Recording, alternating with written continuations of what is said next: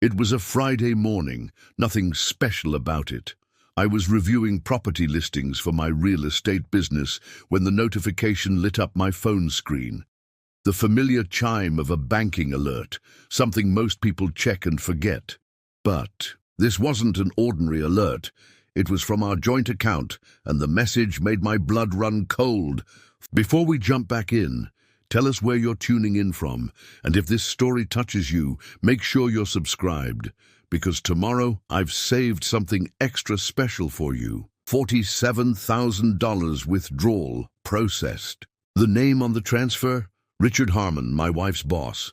The same boss she'd been working late with for months. The same boss who'd been mentoring her toward that promotion.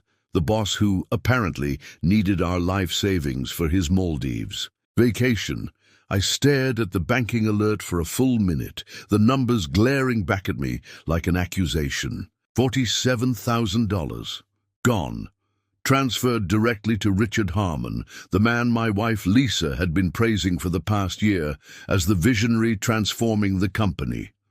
That amount wasn't just any money, it was our future homes down. Payment.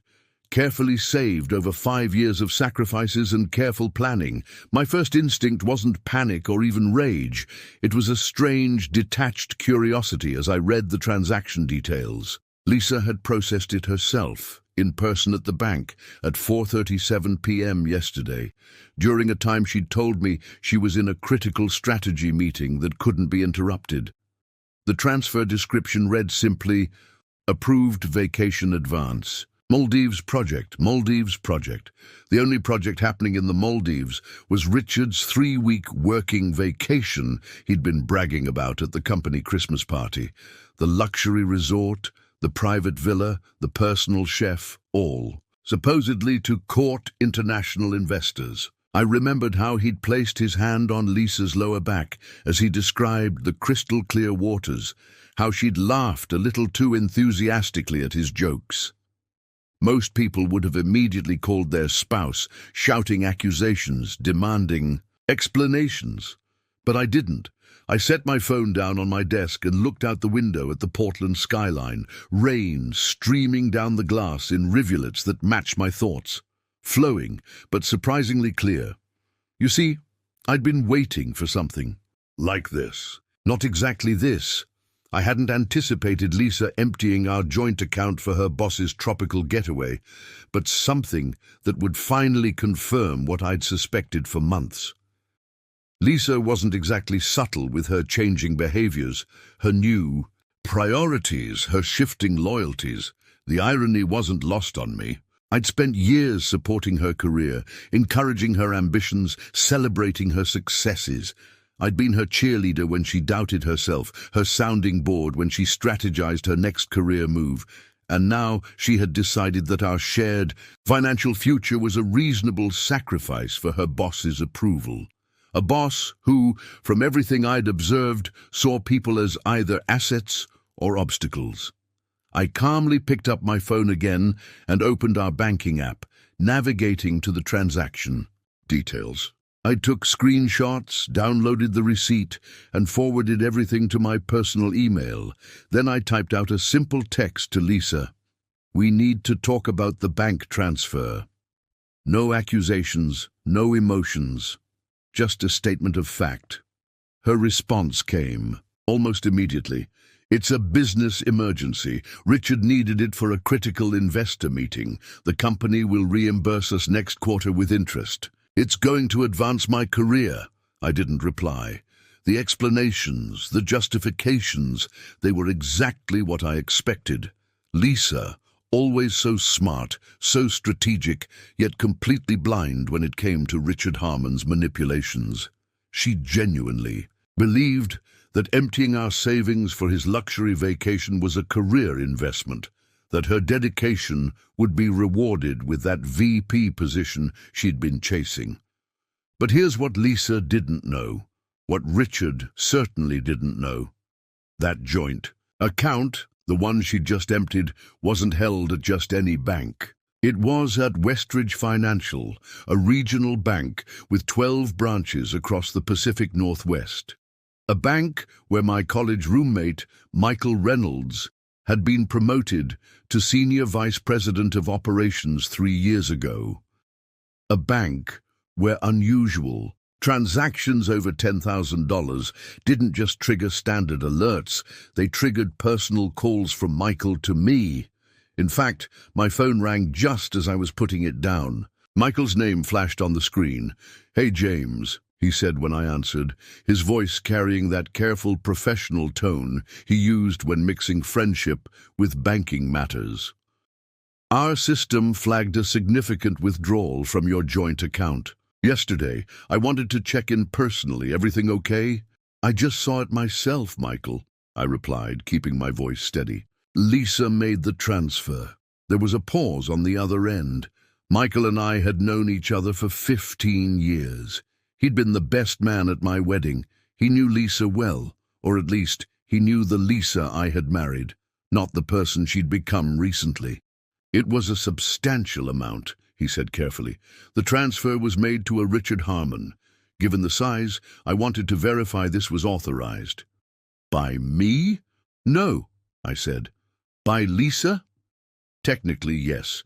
She has equal access to the account." Another pause. "James, do you want me to—" He trailed off, leaving the offer unspoken but clear. Michael could reverse the transfer, cite bank policies, security concerns.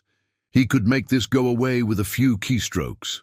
"Not yet," I said, "but I may need your help soon. Can you send me all the documentation related to this transfer?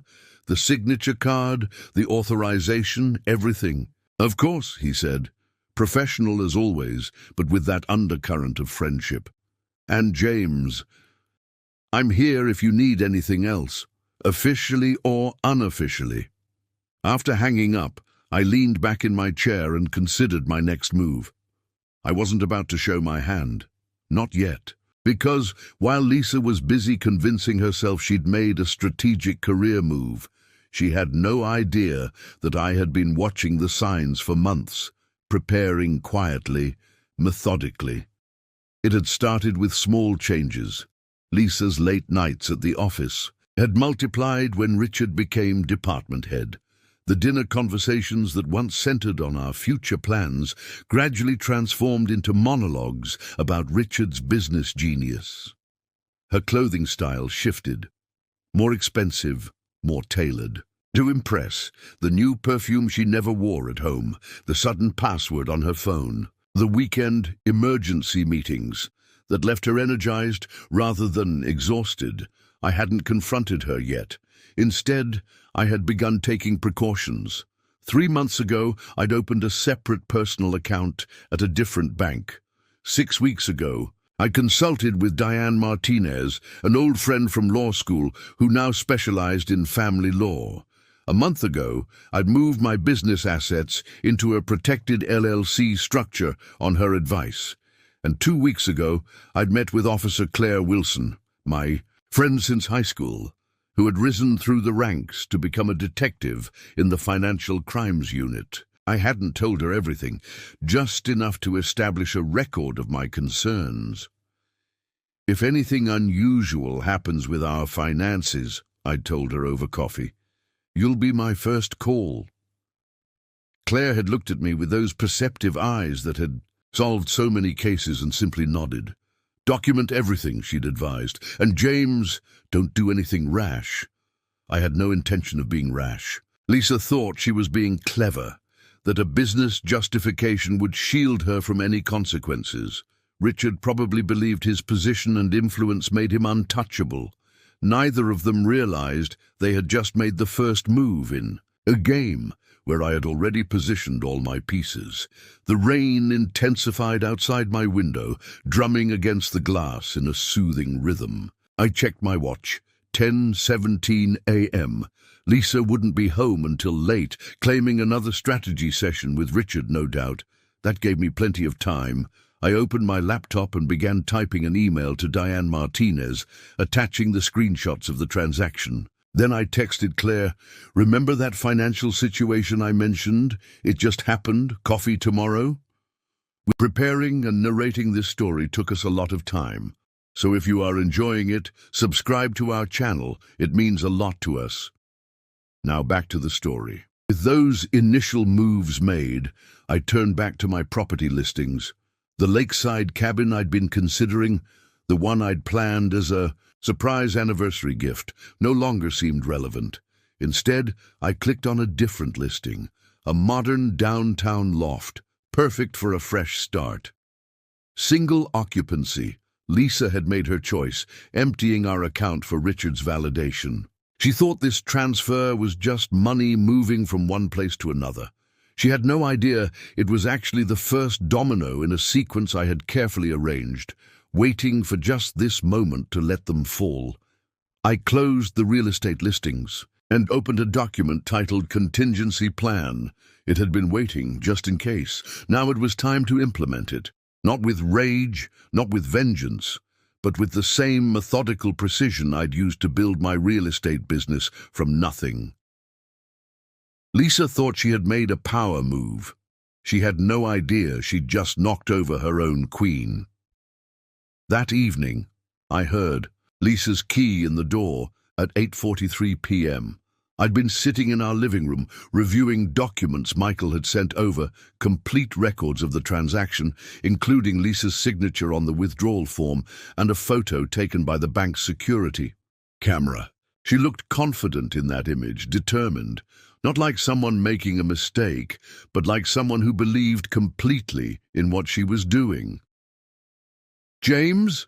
she called out, her voice carrying that forced cheerfulness she'd adopted recently. "You wouldn't believe the day I've had." I remained seated as she walked into the living room, designer bag slung over her shoulder. A new one I didn't recognize. Her steps faltered slightly when she saw me sitting calmly in the dimmed light. A glass of bourbon in my hand. "We need to talk about the money, Lisa," I said quietly. Her expression shifted, concern, then quickly rearranged into what I recognized as her crisis management face, the same look she wore when navigating difficult client situations at work. She set her bag down and perched on the edge of the sofa across from me. "I know the transfer must have been a shock," she began, her voice measured and reasonable. "But Richard needed to secure this investment opportunity immediately. The company's reimbursement process is just too slow for something this time-sensitive."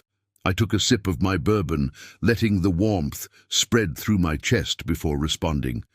$47,000 for a Maldives trip. That's quite an investment. Her eyes narrowed slightly. "It's not just a trip, James. It's a strategic meeting with potential investors who can take the company global. Richard specifically requested me to handle the arrangements because he trusts my judgment." Pride crept into her voice at this last part, and the company couldn't front this supposedly critical business expense? Lisa sighed, as if I were being deliberately obtuse. "You know how corporations work. The fiscal quarter just ended.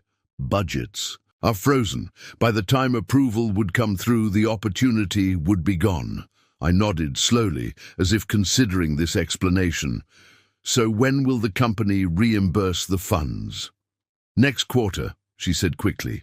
"With interest. Richard personally guaranteed it." "I see," I said, setting my glass down. "And you didn't think to discuss this with me first, before emptying our entire house fund?" Her expression hardened slightly. "There wasn't time. Richard needed an answer immediately. This is my career we're talking about, James. Do you know what it means that he trusted me with this? I'm practically guaranteed the VP position now." Most spouses would have erupted at this point. The entitlement, the dismissal of partnership, the blind trust in a boss over a husband, it would have triggered shouting, ultimatums, perhaps even the end of the marriage then and there. But I didn't raise my voice. I didn't even change my expression. "I understand," I said simply. Lisa blinked, clearly thrown by my calm acceptance. She had prepared for a fight, had her arguments lined up like soldiers. My lack of opposition left her momentarily speechless. "You understand?" she finally managed. "You made a decision you believed was right for your career," I said with a slight shrug. I've always supported your ambitions. Relief washed over her face, followed by a flicker of something else, disappointment. Had she wanted the drama, the conflict, or was she simply surprised that I'd capitulated so easily? "Thank you for understanding," she said, her voice softening as she stood and approached me. She leaned down to kiss my cheek, her expensive perfume, another recent acquisition, enveloping me. "This is why we work so well together. You always support me." I offered a small smile in return. "I've always wanted what's best for us." Notice I said us, not you. But Lisa didn't catch the distinction. She was already heading toward the stairs, the tension in her shoulders dissolving with each step. "I'm going to take a shower," she called over her shoulder. "It's been such a long day." As the sound of running water filled the house, I returned to my laptop and continued my work. Lisa thought she'd dodged a bullet, that her explanation had been accepted without question. She had no idea that while she was washing away her day, I was quietly setting things in motion that would change both our lives forever. The next morning, I met Claire at our usual coffee shop downtown. The rain had cleared, leaving behind that fresh, clean scent that makes Portland feel renewed. Claire was already there when I arrived, 2 coffees on the table, my usual dark roast waiting for me. 15 years of friendship meant she knew my order by heart. Claire had always been perceptive, even before she became a detective. She took one look at my face as I sat down and said, "It happened, didn't it?" I nodded and slid my phone across. The table, the banking app open to show the transaction. Claire studied it carefully, her trained eye taking in every detail. 47,000, she said, letting out a low whistle. To her boss, for a vacation. "A business opportunity in the Maldives," I clarified, making air quotes. Claire handed the phone back to me. "And what did she say when you confronted her?" "That it's a critical investor meeting, that the company will reimburse us next quarter, that Richard personally guaranteed it." "And you don't believe her," Claire stated rather than asked. I stirred my coffee slowly. "I believe she believes it. Lisa has always been ambitious, focused, but lately it's like she's under some kind of spell where Richard is concerned. Everything he says is gospel, every request is an opportunity, every demand is reasonable." Claire's eyes narrowed. She'd seen enough cases to recognize the patterns. Classic manipulation. He's grooming her for something. "The question is what?" I said. "An affair? Maybe. But Richard's too calculating for simple infidelity. He wants something more. Have you checked the company's financial reports? Any SEC filings?" Claire asked, her detective mind already working the angles. "I've got a friend looking into it," I said. "Should have some answers by tomorrow." "And in the meantime?" Claire asked. I took a long sip of my coffee. In the meantime, I let Lisa think. "Everything is fine, that I've accepted her explanation." Claire studied me carefully. "You're handling this remarkably well. What choice do I have? Blow up, make accusations, drive her further into his orbit? No, I need to understand exactly. What's happening before I make my next move?" She nodded slowly. "Smart! But be careful, James. Financial entanglements like this rarely end cleanly, especially with someone like Richard in the mix." "I've already taken precautions," I assured her. "The joint account was just one piece of our financial picture. An important one, but not the only one." Claire leaned forward, lowering her voice. "Officially, I need to tell you to go through proper channels, file a police report, let the system work." She paused, meeting my eyes directly. "Unofficially, document everything, every conversation, every text, every email. If this turns out to be what I think it might be, financial manipulation or worse," I finished for her. "Exactly. And James, I can help you as your friend, but if this crosses certain lines, I know where your professional boundaries are," I assured her. "I'm not asking you to compromise anything." "Good," she said, leaning back. Because if Richard is using company funds inappropriately or using Lisa to access outside money, then it becomes a criminal matter, I said with a nod. And I promise, if that's the case, you'll be the first to know. As we finished our coffee, I felt a strange sense of calm. Not the shocked numbness of yesterday, but a focused clarity. Lisa thought she understood what was happening. Richard thought he had engineered the perfect scheme. Neither of them realized they were playing checkers while I was setting up a chessboard. Claire walked me to my car. Before I got in, she placed a hand on my shoulder. "One more thing," she said, her expression serious. "Watch your back. People like Richard, they don't like losing." I smiled slightly. Neither do I. What Lisa and Richard didn't know was that the game had barely begun, and I had been preparing my moves for much longer than either of them suspected. Lisa and I had been married for 8 years. We met at a charity auction where I was donating real estate services and she was representing her marketing firm. There was an immediate connection. Her ambition matched mine, her intelligence challenged me, and her smile could light up even the dreariest Portland winter day. For the first 6 years, we were a team in every sense. We supported each other's careers, celebrated victories together, and weathered setbacks as a united front. We bought our house in the West Hills 3 years into our marriage, a fixer-upper with potential that we transformed with our own hands. Over weekends and evenings, every paint choice, every fixture, every piece of furniture had been a joint decision. Our financial approach had been equally collaborative. We maintained individual accounts for personal spending, but pooled our resources in the joint account for household expenses and long-term goals. The house fund, the $47,000 Lisa had transferred to Richard, represented years of disciplined saving toward our dream home on the lake, a place where we had talked about eventually starting a family. Things began to change 14 months ago, when Meridian Global Consulting, where Lisa worked as marketing director, underwent a leadership restructuring. Richard Harmon arrived as the new chief strategy officer, brought in from a New York firm with a reputation for aggressive growth tactics. I remember the first time Lisa mentioned him at dinner. "He's brilliant," she had said, her eyes alight with excitement. "The way he thinks about market positioning, James, it's revolutionary." I had been happy for her initial enthusiasm. Lisa thrived on intellectual challenge, and I'd always admired her passion for excellence. But over the weeks that followed, Richard's name became a constant presence in our conversations. Richard's vision, Richard's strategies, Richard's praise for her work. The late nights at the office started gradually. First, it was once a week, strategy sessions that couldn't be interrupted. Then twice a week. Then it became the norm rather than the exception. When I suggested we take a long weekend to visit the Oregon coast, Lisa had looked genuinely torn before declining. "Richard needs the quarterly projections revised. He specifically asked for me to handle it. I didn't think much of it at first.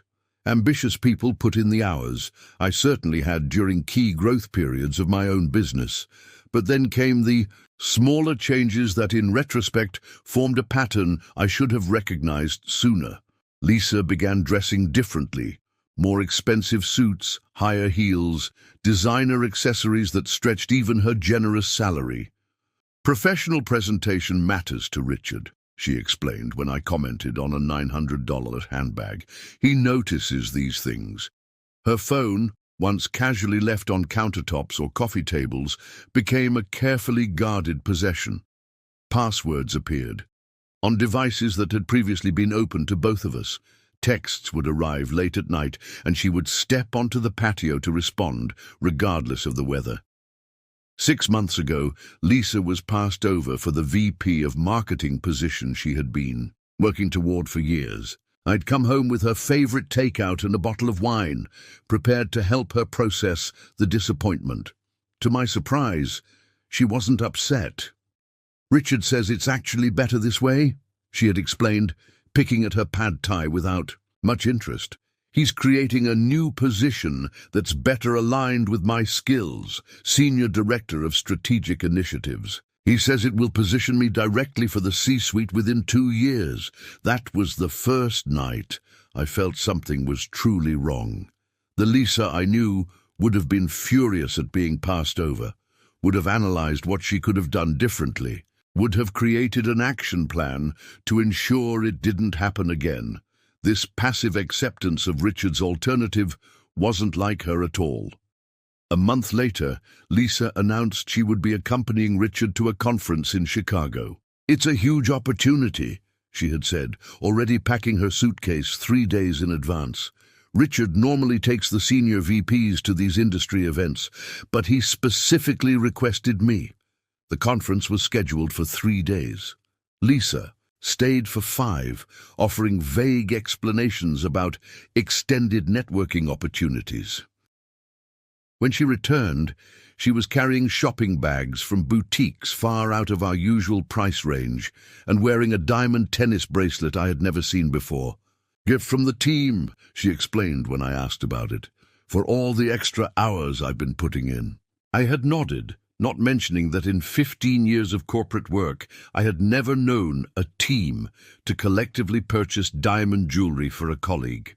That night, while Lisa was in the shower, I had done something I never thought I would do. In our marriage, I checked her credit card statement. The Chicago hotel showed only 3 nights charged to her corporate card.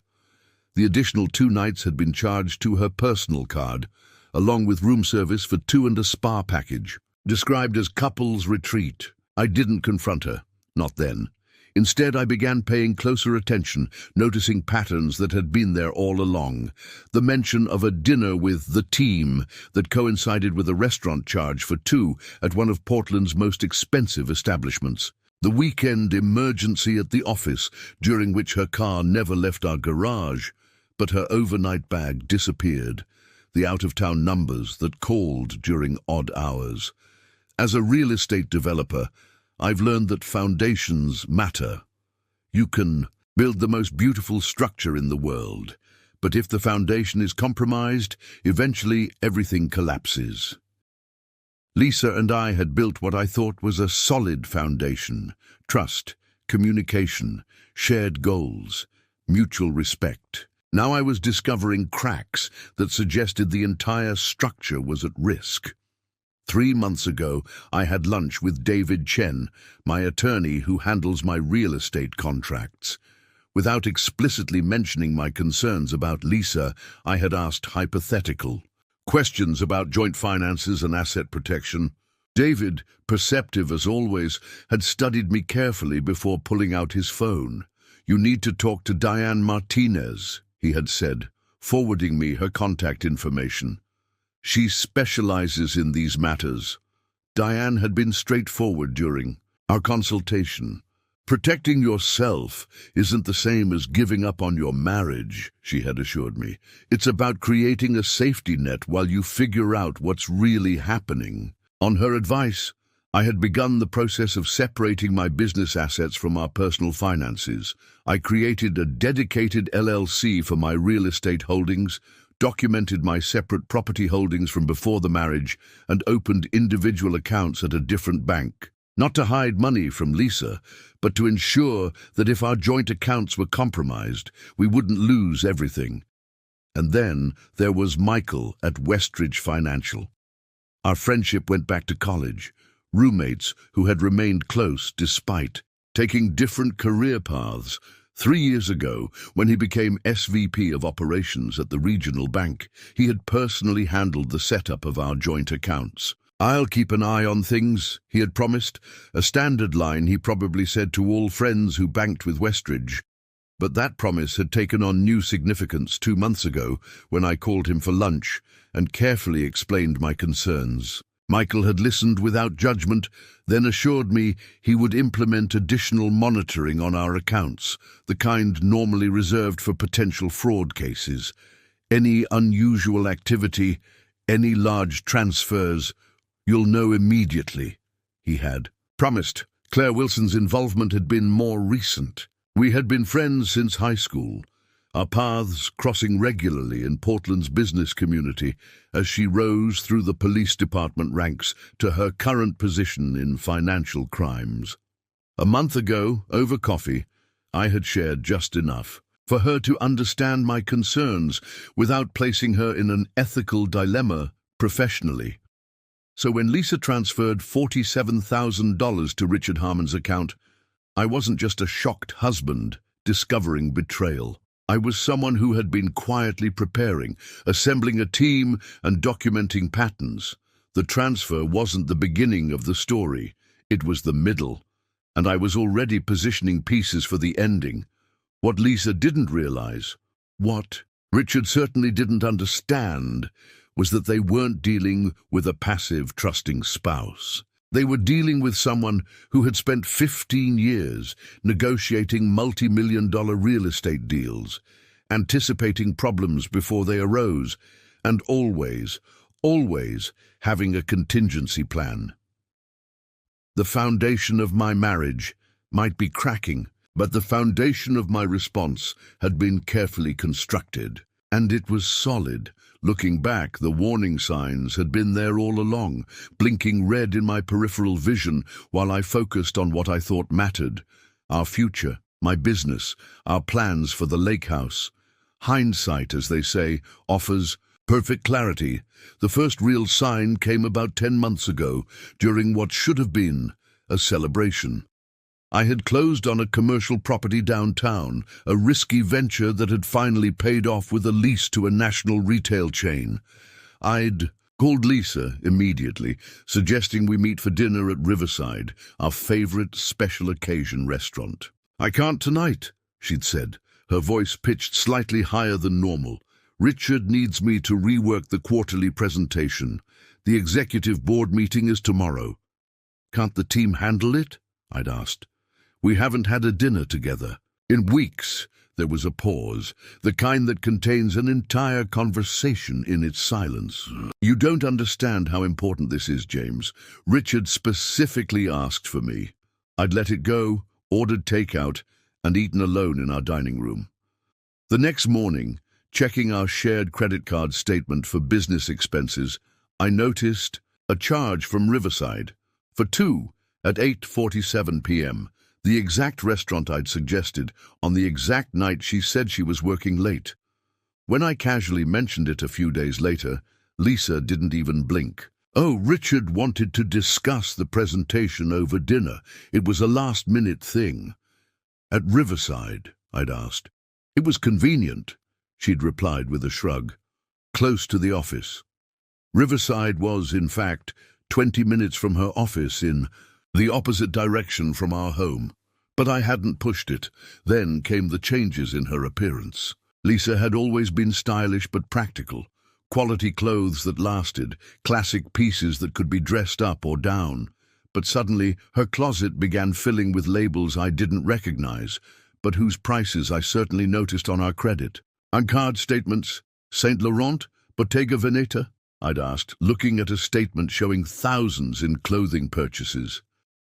"Did you get a raise you didn't tell me about?" She'd laughed, but the sound was hollow. "Image matters in the executive suite, James. Richard says the board responds to visual cues of success, Richard says." That phrase had become the justification for everything from $800 shoes to $200 haircuts. And yet, the promised promotion, the executive suite she was supposedly dressing for, remained just out of reach, dangled by Richard like a carrot before a horse. The phone was another red flag. Lisa had never been secretive before, but suddenly her phone became an extension of her hand. She took it into the bathroom during showers. She slept with it under her pillow. And the notifications, they never stopped, day or night. One evening, about 6 months ago, her phone had chimed while she was cooking. I was closer and glanced at the screen automatically. The message preview from RH simply read, "Thinking about last night. Can't wait to see what you—" The rest was cut off. When I mentioned that Richard had texted, Lisa had nearly dropped the knife she was holding. She'd snatched the phone, read the message, and her entire demeanor had changed. "Just work stuff," she'd said, slipping the phone into her pocket, but her hands trembled slightly as she returned to chopping vegetables. That night, I'd pretended to sleep, while Lisa sat on our bathroom floor at 1 a.m., texting in the dark, the blue light illuminating her smile, a smile I hadn't seen directed at me in months. The business trips multiplied: Chicago, New York, San Francisco. Always with Richard, always with some vague, strategic purpose that yielded no tangible results for her career, but seemed to consume more and more of her time and energy. "The Phoenix conference is next week," she'd announced over breakfast one morning. "Richard thinks I should attend." "Phoenix?" I'd set down my coffee. "Wasn't that the conference you said was a waste of time last year? The one with no real decision-makers?" A flicker of something, recognition, perhaps even embarrassment, crossed her face before she composed herself. "The attendee list is better. This year, Richard says it's critical for our new positioning," Richard says. Richard thinks. Richard believes. It wasn't just her words that had changed, but her entire value system. The Lisa I had married valued honesty, hard work, and genuine achievement. This new Lisa seemed willing to cut corners, make excuses, and prioritize appearance over substance, all because Richard says it was the path to success. The most telling incident came 3 months ago. We had plans to fly to Seattle for my mother's 70th birthday, a milestone celebration with family flying in from across the country. 2 days before, Lisa informed me she couldn't go. "Richard needs me to join a client dinner," she'd said, not quite meeting my eyes. "It could mean millions in new business." "Lisa, this is my mother's 70th birthday," I'd said, disbelief coloring my voice. "Everyone will be there. We've had these plans for months." "I know, and I'm sorry," she'd replied, her tone suggesting the matter was closed. "But this is my career, James. Richard doesn't ask for these things lightly." I'd gone to Seattle alone, explained Lisa's absence to my disappointed family, and celebrated my mother's birthday with a Lisa-shaped hole at the table. That night, my cousin's teenage daughter had shown me a social media post. Lisa and Richard at a Portland Trailblazers game, courtside seats, her laughing as he whispered something in her ear. The timestamp was from the exact time she was supposedly at a client dinner. I hadn't confronted her when I returned. Instead, I'd called Diane Martinez and scheduled another consultation. I'd begun separating our finances more deliberately, and I'd started keeping a detailed log of every discrepancy, every lie, every manipulation. 2 weeks later, I discovered a receipt in her car for a weekend at Cannon Beach, during a time she told me she was at a women's leadership retreat in Tacoma. The oceanfront suite had been paid for on her personal credit card, but the room service, champagne, oysters, chocolate-covered strawberries had been charged to Meridian Global's corporate account as team development expenses. It was becoming clear that whatever was happening between Lisa and Richard went beyond professional mentorship. But I was increasingly concerned that there was something even more troubling occurring. The inconsistencies in her stories, the misuse of corporate funds, the increasing secrecy, it all pointed to something systematic rather than merely personal. I began researching Meridian Global Consulting more thoroughly. Their last 3 quarterly reports showed aggressive growth projections but thinning margins. Richard had been brought in after the previous CSO left under vague circumstances, described publicly as pursuing other opportunities. A little digging revealed a pending shareholder lawsuit that had been quietly settled. Claire had helped me access public records that most people wouldn't know how to find. Richard's employment history showed a pattern: join a company, rise quickly, implement aggressive strategies, and leave just before problems surfaced. 2 previous companies had faced SEC inquiries shortly after his departure. "This isn't just an affair," Claire had said when we reviewed the information together. There's something financial happening here, and Lisa might be getting pulled into something she doesn't fully understand. I was beginning to suspect the same thing.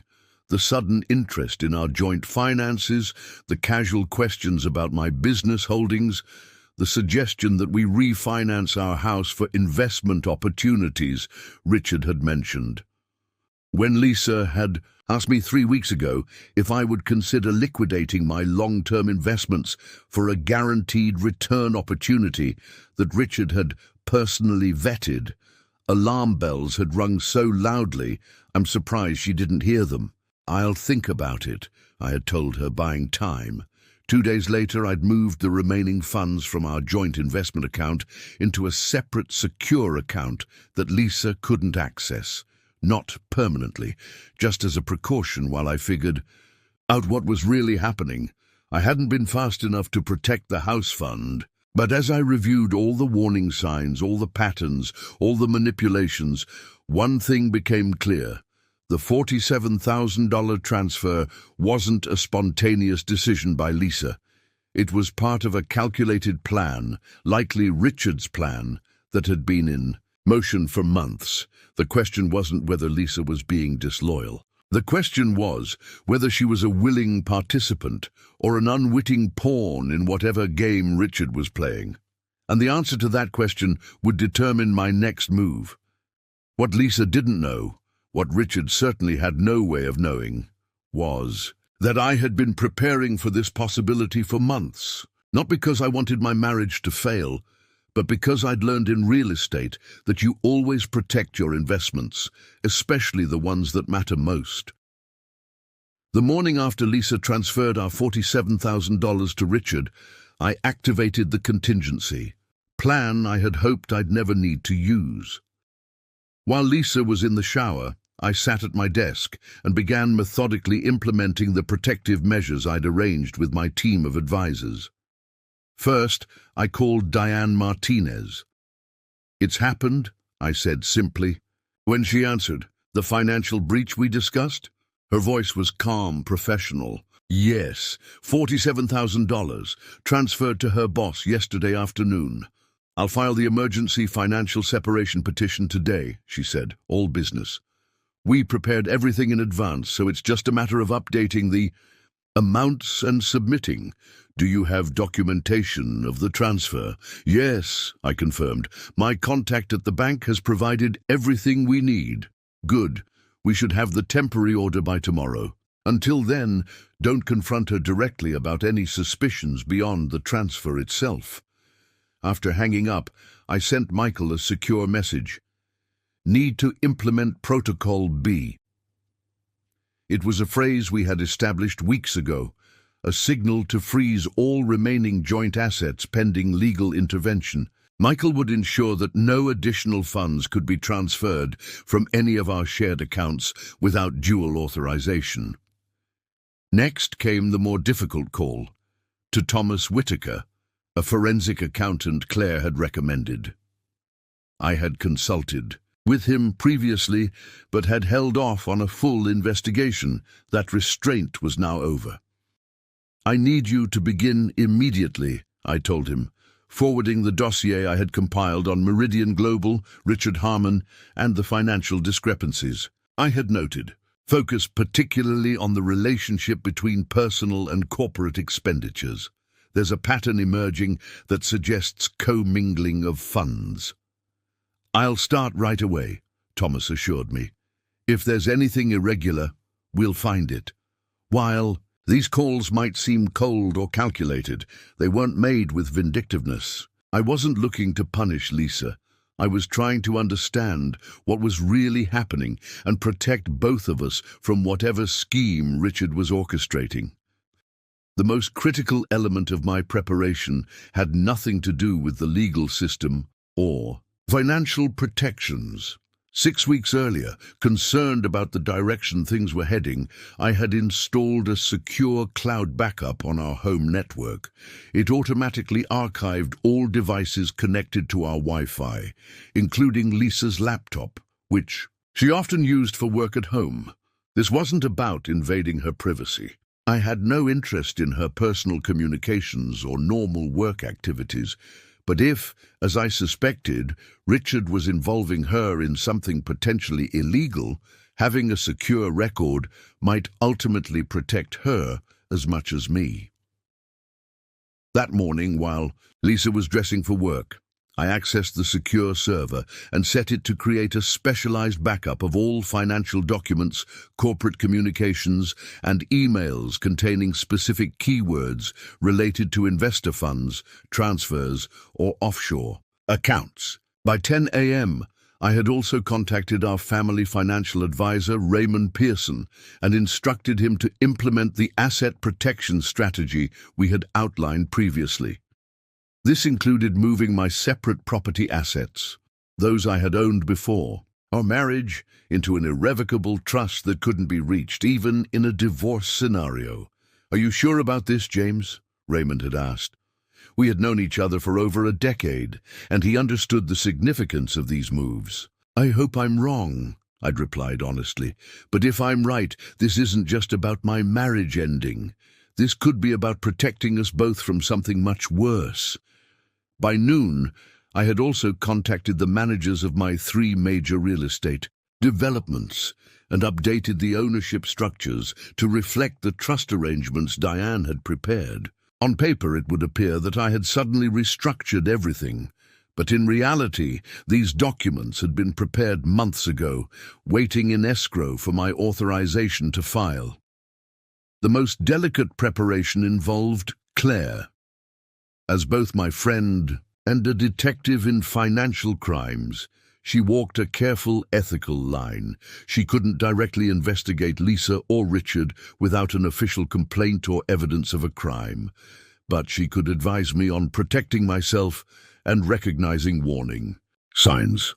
"Based on what you've shared," she had told me during a carefully worded conversation weeks earlier, "if someone were hypothetically concerned about potential financial impropriety involving corporate funds, they might want to document any instances where company expenses seem to be used for personal purposes." Following her guidance, I had created a detailed log of every expense I could verify where corporate funds had been misused.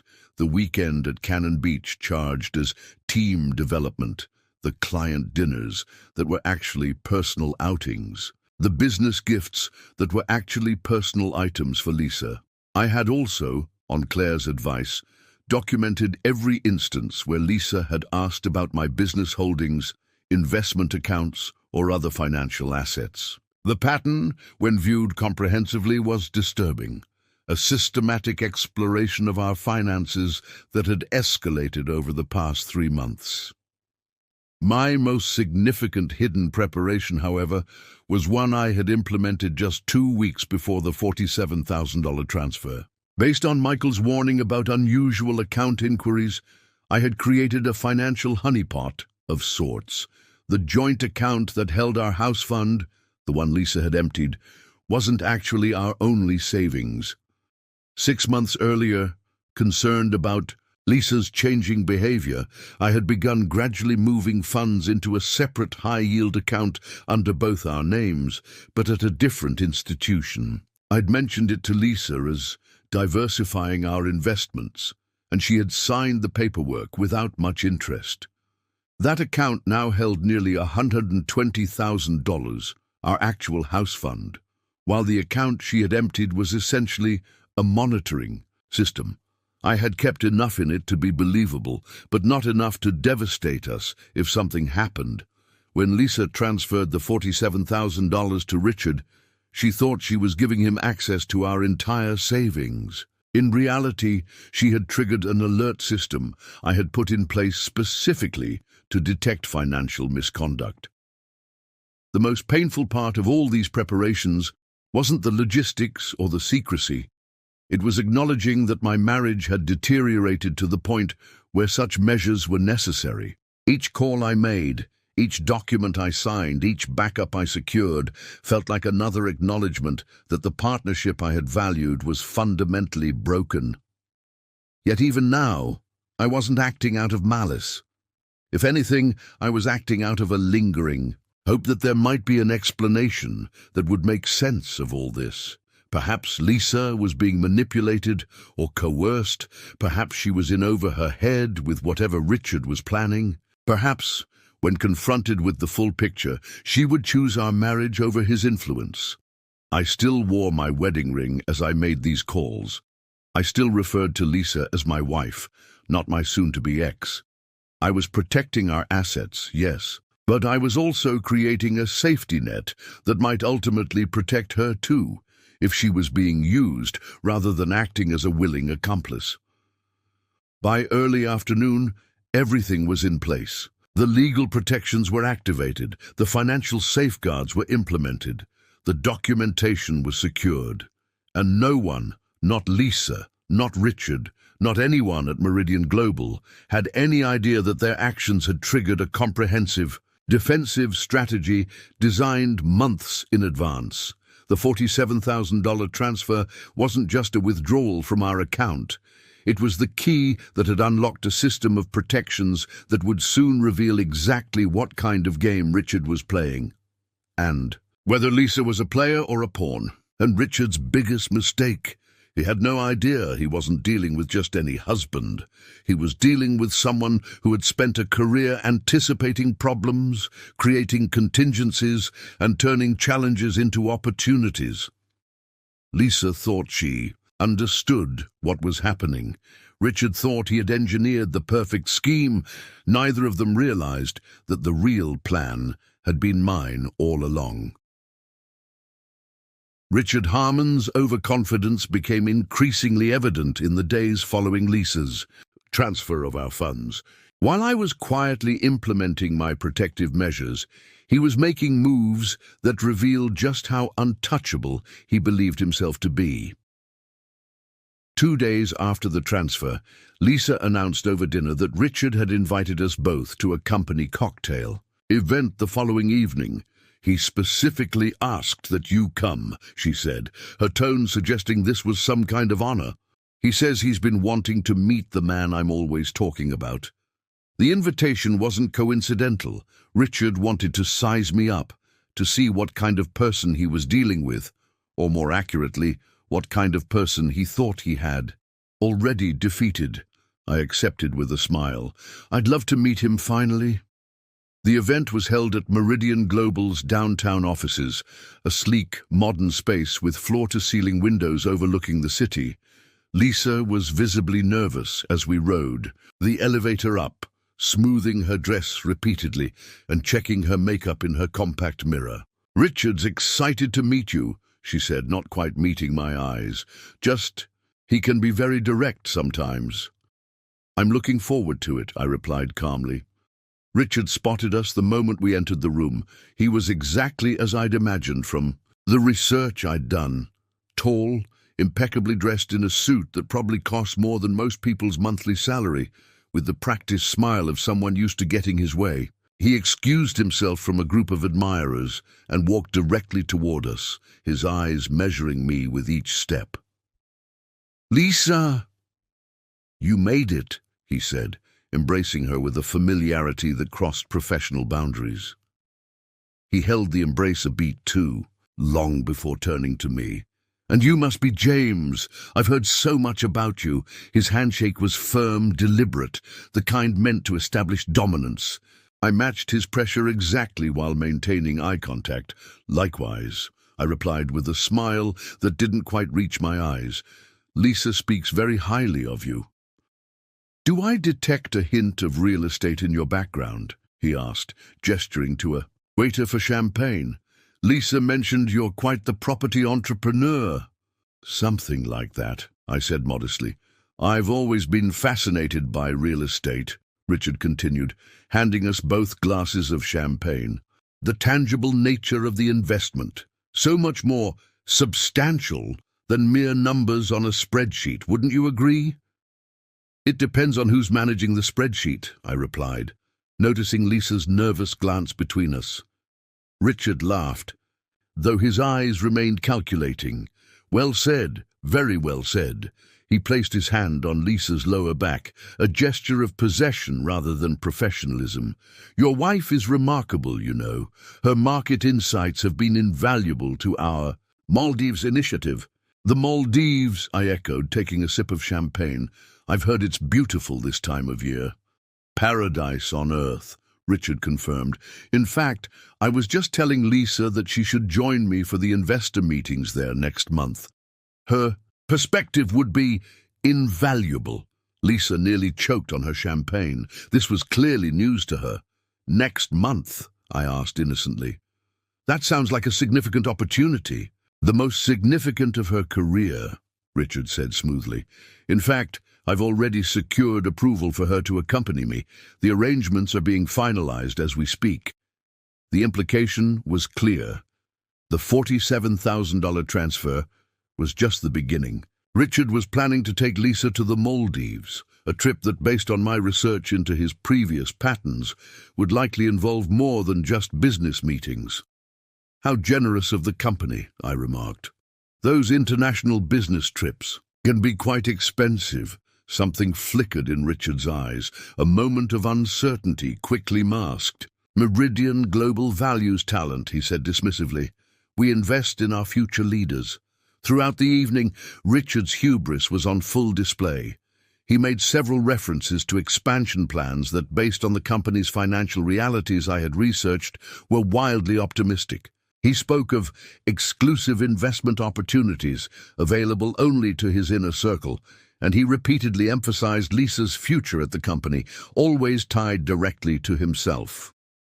"I see something special in Lisa," he told me during a moment when she was speaking with colleagues.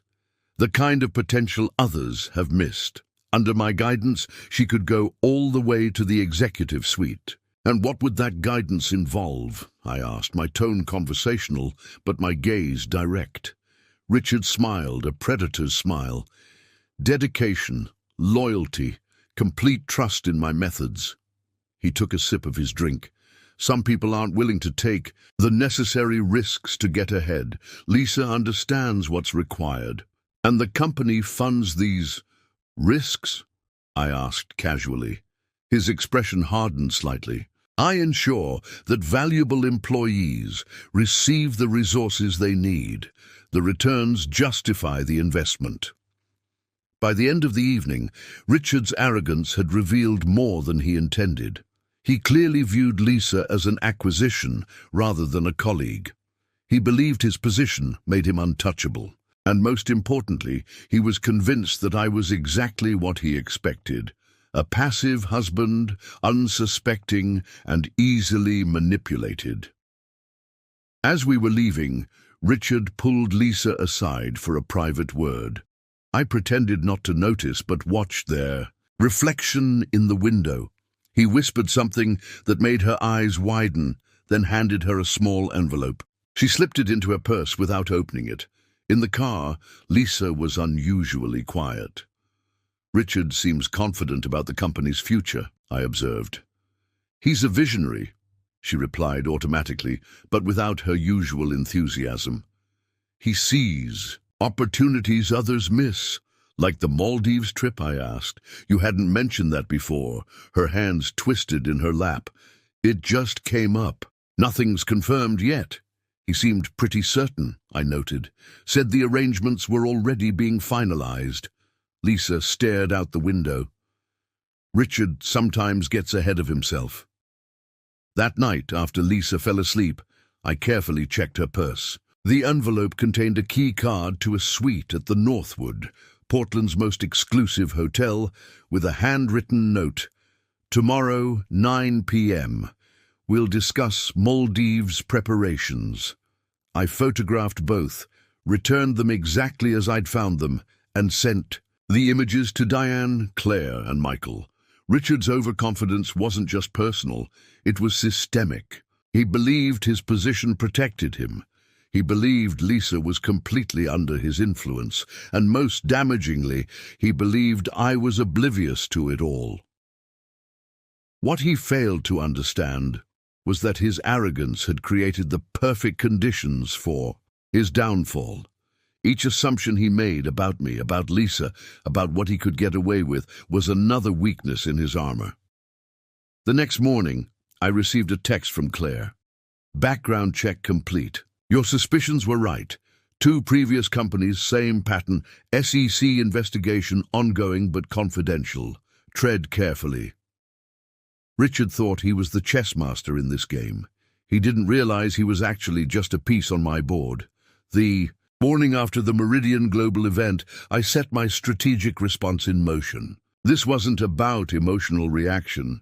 It was about calculated precision. While Lisa slept, I quietly made 3 critical phone calls from my home office. The first was to Thomas Whitaker, the forensic accountant. I need everything you have on Meridian Global's finances, particularly anything connected to overseas transactions or the Maldives, I told him. Interesting timing, Thomas replied. I was just about to call you. We found something concerning in their quarterly filings. There's a pattern of fund movements through a subsidiary in Singapore, then to a holding company in the Cayman Islands. The amounts are significant, over 12 million in the past 6 months. Is it illegal? I asked. Not necessarily, but it's unusual for a company of their size and structure. And there's more. The executive expense reports show several large withdrawals authorized by Richard Harmon for investor relations, without specific documentation. Your wife's name appears on several approval forms. This confirmed my suspicions. Richard wasn't just manipulating Lisa emotionally, he was involving her in potentially questionable financial activities. Send me everything, I instructed. And I need it before 9 p.m. today. My second call was to Michael at Westridge Financial. I need to know if there have been any other unusual transactions on our accounts that might have slipped past the alerts. Michael's tone was grave. James, there's something you should know. Lisa came into the branch yesterday afternoon. She tried to access your business line of credit, the one connected to your real estate holdings. My stomach tightened. What happened? She couldn't. You removed her as an authorized user 3 months ago, remember?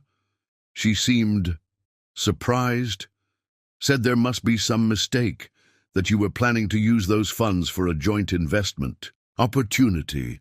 What did she do when she was denied access? Asked about your other business accounts. Of course, we couldn't provide that information. Bank policy. Thank you, Michael, I said, my mind racing. One more thing.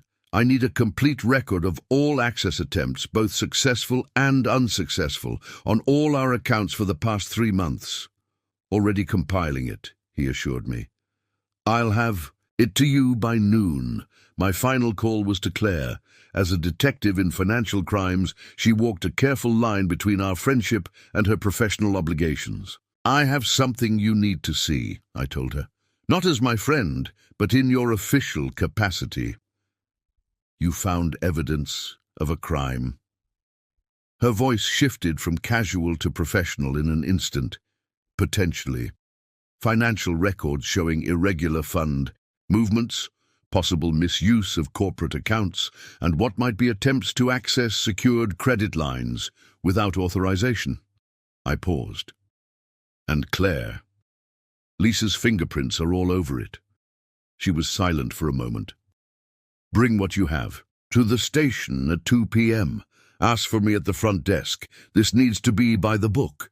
With those calls complete, I turned my attention to the most difficult part of my strategy, dealing with Lisa directly. I needed to understand exactly how deep she was in Richard's scheme, whether she was a willing participant or being manipulated. The hotel keycard provided the perfect opportunity. When Lisa finally emerged from the bedroom, I was sitting at the kitchen island, drinking coffee and reviewing property listings as if it were any normal day. Morning, she mumbled, heading straight for the coffee pot. You're up early? Big day ahead, I replied casually. How did you sleep? Fine. She avoided my eyes. I have a late meeting tonight. Don't wait up for dinner. At the Northwood? I asked mildly, watching her over the rim of my coffee cup. Her hand froze on the coffee pot. What? Your meeting. Is it at the Northwood Hotel? Suite 1220, I believe. The color drained from her face. How did you know about the key card Richard gave you last night? I finished for her. I saw him slip it to you. Not particularly subtle, was he? Lisa set her coffee down, her hands trembling slightly. It's not what you think, James. Then what is it exactly? I kept my voice level, calm. Because from where I'm sitting, it looks like your boss gave you a hotel key for a private meeting to discuss a trip to the Maldives that you never mentioned to me. It's business, she insisted, but her voice lacked conviction. The Maldives project is sensitive. We need privacy to discuss the investor strategy. At 9 p.m., in a hotel suite? I raised an eyebrow. Is that standard Meridian global protocol? Lisa's expression hardened. You don't understand the corporate world, James. Sometimes these arrangements are necessary. You're right, I conceded, surprising her. I don't understand. So explain it to me. Explain why our joint account is suddenly missing $47,000. Explain why you tried to access my business line of credit yesterday. Explain why your name is appearing on approval forms for undocumented executive expenses. Her eyes widened. How do you know all this? That's not an explanation, Lisa. That's deflection. I pushed away from the counter and stood. I think Richard is involving you in something illegal, and I think you're either too enamored with him to see it, or worse, you're a willing participant. That's ridiculous, she snapped, but I caught the flicker of fear in her eyes. Richard is a visionary. He's transforming the company.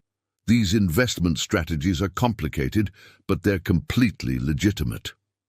Then you won't mind explaining them to the Financial Crimes Unit at the Portland Police Department, I said evenly. Because the patterns we're seeing match known fraud schemes. Lisa's face went from defensive to panicked in an instant. The police?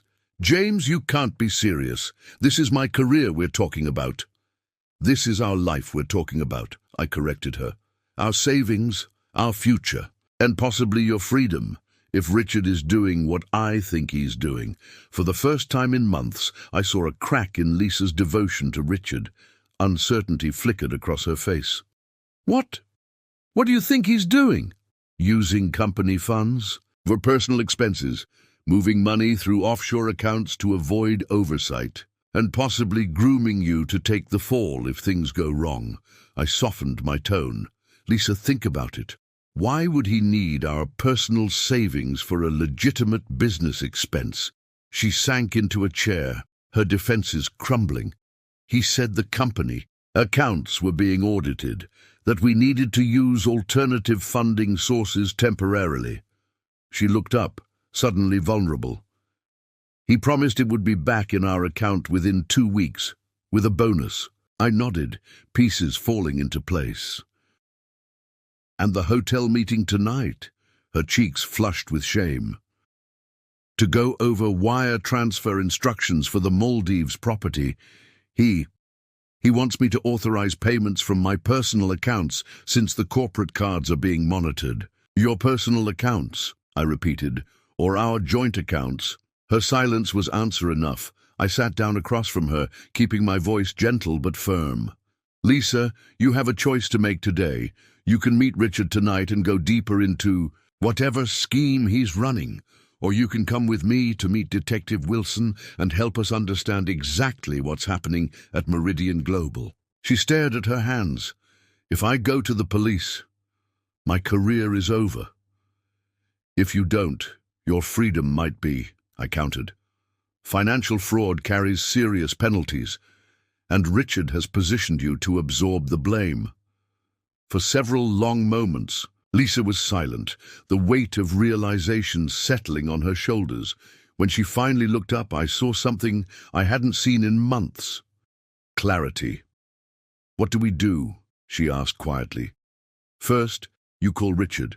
Tell him you'll meet him tonight, as planned. Then you and I are going to see some people who can help us understand exactly what game he's been playing.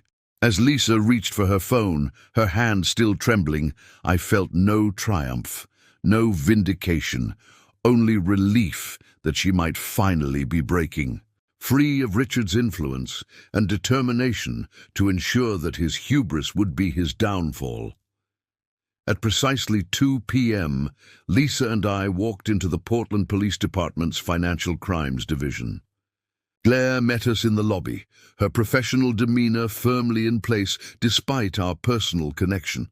She led us to a conference room where Thomas Whitaker was already waiting, surrounded by stacks of financial documents and a laptop displaying spreadsheets. "Mrs. Sullivan," Claire began formally, "I understand you have information regarding potentially fraudulent financial activities at Meridian Global Consulting, specifically involving Richard Harmon." Lisa sat rigid in her chair, hands clasped tightly in her lap. The confident marketing executive had vanished, replaced by someone who looked scared and uncertain. I'm not sure what's happening exactly. I just know that Richard has been asking me to handle financial transactions that seem unusual. For the next 2 hours, Lisa detailed her involvement in Richard's financial activities, how he had gradually given her more responsibility for special projects that required bypassing normal corporate channels, how he had trained her to use specific language in approval forms to avoid scrutiny, how he had recently begun suggesting she use personal accounts for temporary business needs. He said it was completely normal, Lisa explained, her voice hollow, that all executives did this to expedite important opportunities, that it showed I was trusted, part of the inner circle. Thomas nodded as he took notes. "Classic grooming. For financial misconduct," he remarked. He was establishing plausible deniability for himself, while creating a paper trail that would implicate you. As Lisa spoke, Claire's expression grew increasingly grave. "We've been tracking Richard Harmon for some time," she revealed. "His name has appeared in 2 previous investigations involving companies where he worked before joining Meridian Global." "What happened in those cases?" I asked. "The companies settled SEC violations without admitting wrongdoing." Harmon left before charges were filed. Convenient timing. Claire's tone made it clear what she thought of those coincidences. Thomas turned his laptop around to show us a complex diagram of financial flows. "Based on the records we've compiled, Harmon has been systematically moving company funds through a series of offshore entities, disguised as investor relations expenses. The $47,000 from your account, that was going to be funneled through a property rental in the Maldives that doesn't actually exist. At least not as a legitimate business expense." Lisa looked stricken. "I authorized those transfers. My signature is on those forms, under his direction," Claire pointed out, "and we now have evidence that this is his established pattern." The plan formulated by Claire and her team was straightforward but risky. Lisa would keep her meeting with Richard at the Northwood that evening. She would wear a discreet recording device and follow a script designed to get Richard to incriminate himself. Meanwhile, officers would be stationed throughout the hotel, ready to intervene if necessary. "You don't have to do this," I told Lisa as we prepared for the meeting. "There are other ways to handle it." She shook her head, a newfound determination in her eyes. "I need to do this. For myself as much as anything. I need to hear him admit what he's been doing, what he's been making me do." At 8:30 p.m. we arrived at the Northwood. Lisa was wired and had been briefed extensively on what questions to ask, what to avoid, and emergency signals if she felt threatened. I waited in a surveillance van in the parking garage with Claire and 2 other officers, listening as Lisa made her way to the elevators. "Remember," Claire said into her microphone, "we need him to explicitly connect the $47,000 to the offshore accounts, and any admission about manipulating you or the company finances would be valuable." "Understood," Lisa replied softly. At 8:58 p.m., Lisa knocked on the door of Suite 12-20. I held my breath as I heard Richard's voice through the audio feed. "Lisa, right on time." His tone was warm, intimate. "Come in, I've ordered champagne." The sounds of movement, a door closing, glasses clinking. "To our partnership," Richard said smoothly, "and to the Maldives." "About that," Lisa began, her voice remarkably steady. "I'm concerned about using my personal accounts for these transfers. James noticed the money missing from our joint account. He's asking questions." Richard's laugh was dismissive. "Husbands always ask questions. Tell him it's a work expense. By the time he figures anything out, the money will be back in your account, plus a generous bonus." "But why can't we use the company accounts?" Lisa pressed. "Why do the funds need to go through my personal finances at all?" "Corporate bureaucracy," Richard replied smoothly. "You know how it is. The board watches every penny these days. This way is cleaner, faster. We need that property secured before our competitors get wind of it." "What property exactly?" Lisa asked. "You haven't shown me any prospectus or investment." "Details," a pause. "It's still under wraps, very exclusive. But trust me, once we've secured it, Meridian Global's position in the Asian market will be untouchable." "Like the Singapore investments?" Lisa asked, following the script Claire had prepared. "Or the Cayman Islands holdings?" The silence that followed was heavy. When Richard spoke again, his tone had changed completely. "What do you know about those?" "Only what you've told me," Lisa replied carefully. "That they're part of the company's expansion strategy." "Who have you been talking to?" Richard's voice had hardened, all charm evaporated. "No one," Lisa assured him. "I just want to understand where my money, our money, is going." $47,000 is everything we saved for our future home. "Your future is with Meridian Global," Richard stated flatly. "With me. I thought you understood that." "I do," Lisa said quickly, "but I need to give James some explanation. Something concrete." "Tell him whatever you need to," Richard dismissed, "but keep him out of our business." "Our business," Lisa repeated carefully. "You mean the transfers through Singapore to the Caymans, the ones that don't appear in the official company records?" Another silence, longer this time. In the van, Claire leaned forward, nodding in approval at Lisa's approach. "Who have you been talking to?" Richard asked again, his voice dangerously quiet. "No one," Lisa insisted. "I process the paperwork, Richard. I see the patterns." "Then you should also see the opportunity," Richard said. "Do you think executives get ahead by following all the rules? This is how real money is made. The $47,000 is nothing compared to what you'll make once you're fully on board." "On board with what exactly?" Lisa pressed. "I need to hear you say it. The sound of movement." Richard, coming closer based on the audio levels. "With my investment strategy," he said, his voice low. "Meridian Global takes in millions from clients. That money sits in accounts, moving slowly through official channels, but with the right reallocation, we can put it to work much more effectively. The returns are split among the executive team, off the books, of course." "That sounds like embezzlement," Lisa said quietly. Richard's laugh was cold. "It's creative finance. And you're already involved, Lisa. Your signature is all over the authorization forms. The $47,000 from your account. That's your buy-in, your commitment. And if I want out, there is no out," Richard stated flatly. "You're either with me, heading to the executive suite, or you're taking the fall alone. And trust me, no one will believe the naive assistant who claims she didn't understand what she was signing." In the van, Claire nodded to the officers. "We've got enough. Move in." The next few minutes were a blur of activity and voices over the audio feed. The hotel room door opening, Claire identifying herself and her team.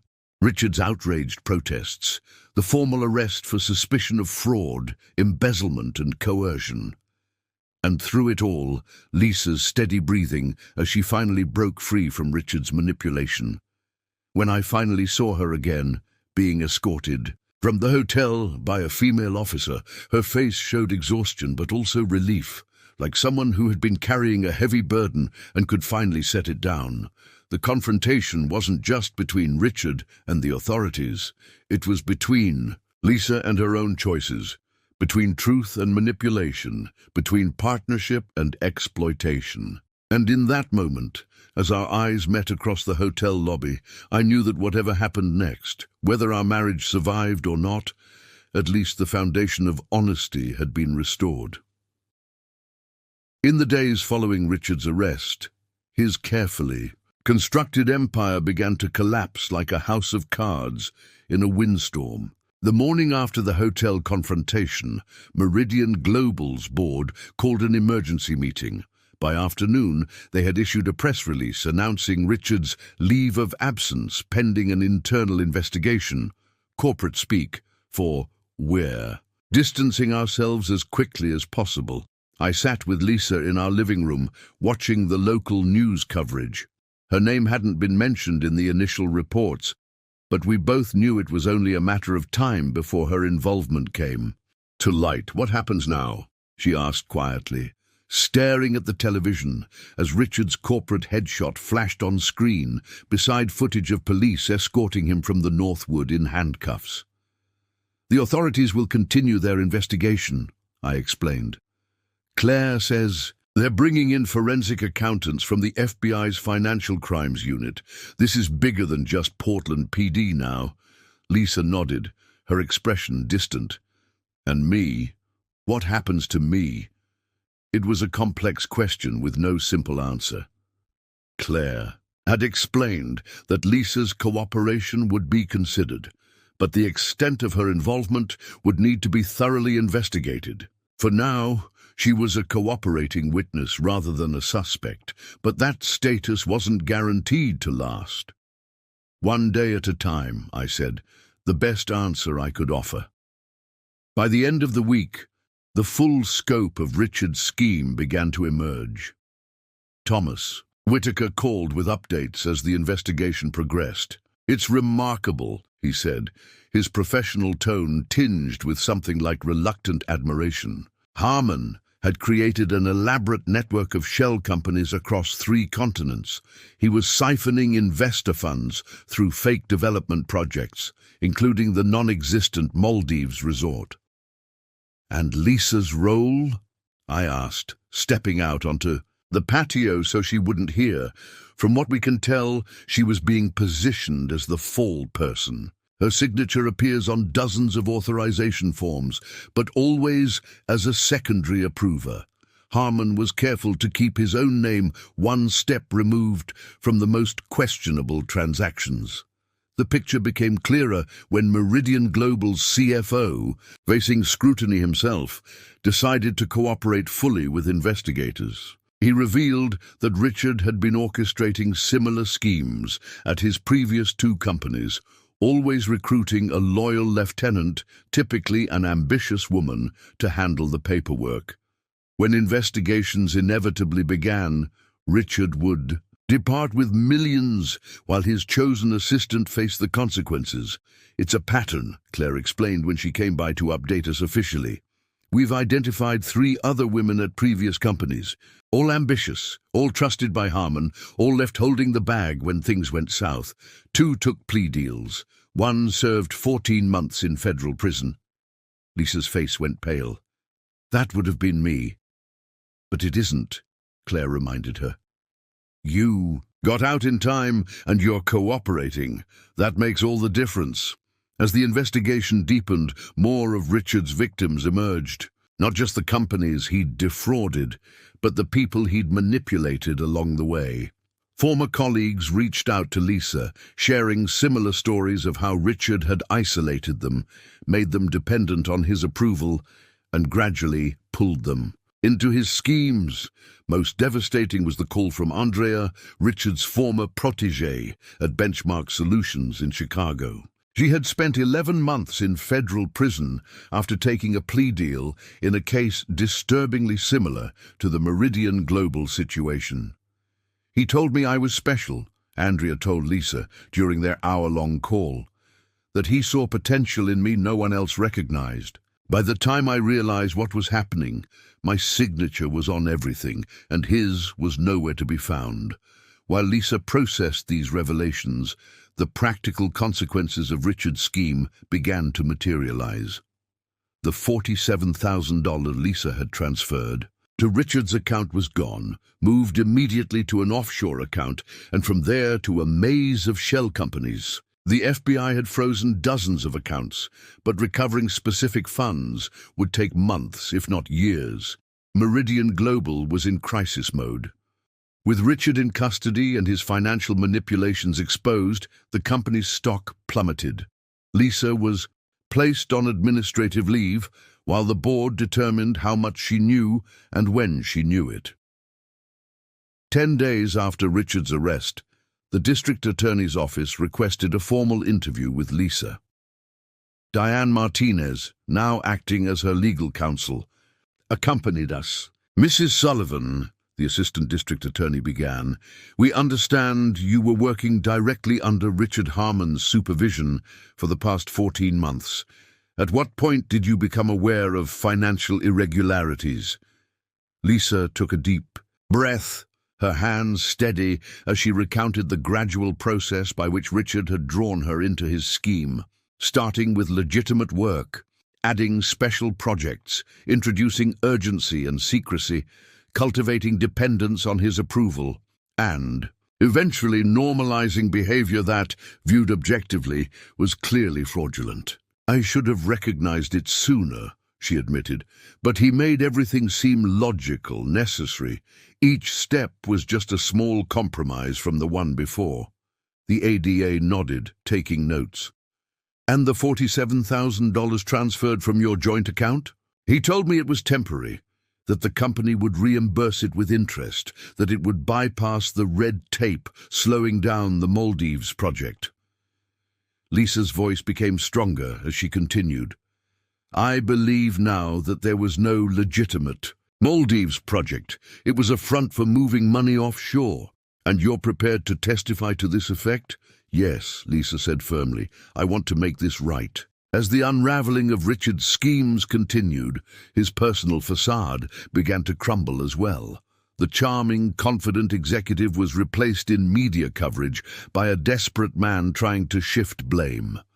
His initial statement through his attorney claimed he was the victim of a vindictive employee's misunderstanding of standard business practices. When that approach gained no traction, he changed tactics, offering to provide evidence against higher-level conspirators in exchange for leniency. But the financial records told a clear story. Richard Harmon was not following orders. He was giving them. Perhaps the most revealing moment came when Richard's bail was denied after prosecutors presented evidence that he had been preparing to flee the country. A private jet had been on standby, and a property in a non-extradition country had been purchased through yet another shell company. The man who had seemed so powerful, so untouchable, was revealed to be nothing more than a sophisticated con artist who had nearly dragged Lisa down with him. 3 weeks after his arrest, the FBI discovered the most damning evidence yet: a laptop in a storage unit rented under a false name containing detailed records of all Richard's schemes, including a document titled Contingency Protocols that explicitly outlined how to set up employees to take the fall if investigations began. Lisa's name appeared prominently, along with notes about her useful trust issues and exploitable ambition. It was a clinical, calculated assessment of exactly how to manipulate her. When Claire showed us these documents, Lisa didn't cry or rage. She simply nodded, as if receiving final confirmation of something she had already accepted. "He never saw me as a person," she said quietly, "just a tool, a means to an end." As Richard's world continued to collapse, Lisa began the difficult process of rebuilding, not just her career, but her sense of self, her understanding of trust, and perhaps hardest of all, our marriage. The unraveling of Richard's schemes had exposed not just his crimes, but the cracks in our relationship that had made Lisa vulnerable to his manipulation in the first place. Cracks we would now have to address if we had any hope of moving forward together. Richard's downfall sent shockwaves far beyond our home and his office. Within days of his arrest, Meridian Global's stock had plummeted by 34%, triggering panic among investors and employees alike. The company that had once been Portland's rising business star was now the subject of uncomfortable scrutiny and constant speculation. Lisa received texts and calls from colleagues, some expressing support, others fishing for information, and a few distancing themselves as if her involvement might somehow be contagious. The marketing department where she had worked was thrown into chaos, with projects frozen and leadership scrambling to determine which initiatives had been legitimate and which had been vehicles for Richard's fraud. Jenny from accounting called me crying today. Lisa told me one evening about a month after Richard's arrest. They're cutting 20% of the staff next week. Projects are being cancelled and the board is bringing in outside consultants to audit everything. The human cost of Richard's schemes was becoming painfully clear. People who had nothing to do with his fraud, administrative assistants, junior marketers, IT support staff, were losing their livelihoods because of the financial hole he had created and the reputational damage that followed. Meanwhile, our own social circle was going through a revealing realignment. Some friends we had expected to stand by us seemed uncomfortable with the complexity and publicity of the situation. They drifted away with vague excuses about busy schedules and prior commitments. Others surprised us with their steadfast support. My neighbor Tom, a retired judge I had always found somewhat standoffish, showed up at our door with a casserole his wife had made and a simple offer. If you need someone to talk to who understands the legal system, I'm just across the street. Lisa's parents, initially shocked and confused by the situation, rallied around her with unwavering support. Her father, a former bank manager, listened carefully to the full story before nodding solemnly. You were manipulated by a professional, he told her. It could have happened to anyone, including me. My mother called daily from Seattle, offering quiet encouragement and occasionally sending care packages filled with comfort foods and handwritten notes saying simply, "This too shall pass." The impact extended well beyond our personal connections. Portland's business community was rattled by the scandal. Claire mentioned that her department had seen a spike in calls from companies wanting to review their financial controls and reporting structures. Everyone's taking a hard look at their own houses, she explained during a brief visit, wondering if they might have a Richard Harmon in their midst. Local business publications ran features analyzing how Richard had managed to orchestrate his scheme undetected for so long. The Meridian Global case was becoming a cautionary tale about the dangers of charismatic leadership unchecked by proper oversight. At a Chamber of Commerce meeting I attended for my real estate business, Richard's name came up repeatedly in hushed conversations. Always thought there was something off about him, one CEO claimed, though I doubted he'd had any such suspicions before the arrest. The most significant community impact came from other victims finding their voices. After local media coverage mentioned Richard's pattern of manipulating ambitious employees, 3 women from different companies contacted the prosecutor's office with similar stories. None had come forward previously, each believing her situation was unique and fearing professional repercussions. Now, connected by their shared experience, they formed an informal support group that Lisa was invited to join.